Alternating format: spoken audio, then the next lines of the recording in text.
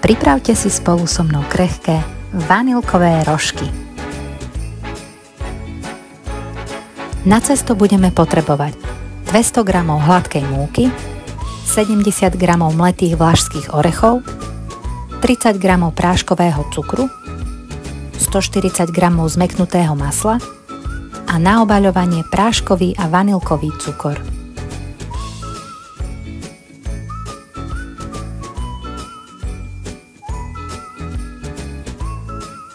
Do misy vložíme sypké suroviny a všetko spolu premiešame. Nakoniec pridáme aj zmäknuté maslo.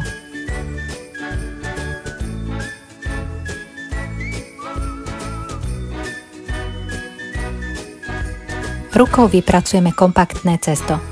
Trvá to asi 2 minúty.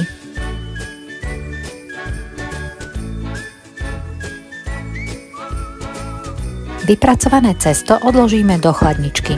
Stačí pol hodina, ale môže ostať aj do druhého dňa. Cesto vyberieme z chladničky a ušúľame z neho valček. Rozdelíme ho na menšie kúsky. Rožky môžete tvarovať od oka, ja si pomáham váhou a vždy navážim 10-gramové kúsky.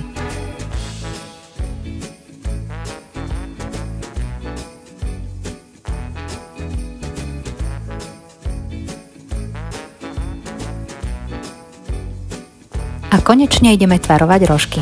Cesto ušúľame v rukách tak, že stred je trošku hrubší. Okraje zohneme a roštek je vytvarovaný. Ukladáme na plech vystlaný papierom na pečenie. Kým tvarujeme rožky, dáme si rúru vyhriať na 175 stupňov. Z tohto množstva cesta mi vyšlo 44 kúskov vanilkových rožkov.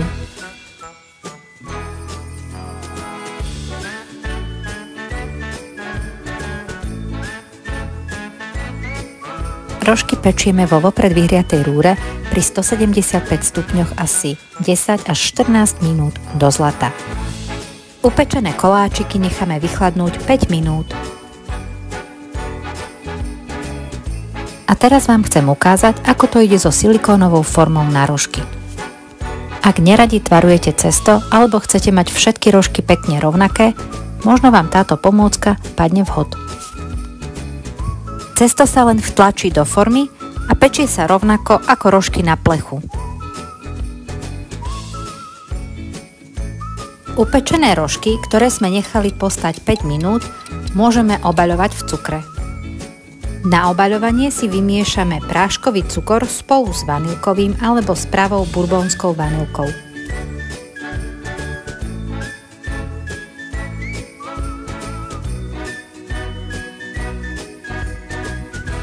Teplé rožky opatrne po jednom vyberáme a obalíme z každej strany.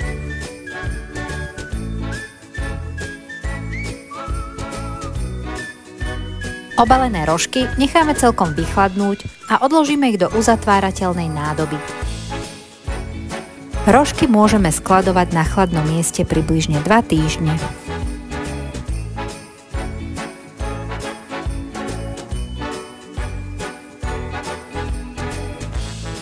Budem sa tešiť, ak moje vanilkové rožky vyskúšate. Máte nejaké otázky? Napíšte ich dole do komentára. Viac vianočných receptov nájdete tu na mojom YouTube kanáli a na blogu zosrdcadohrnca.sk.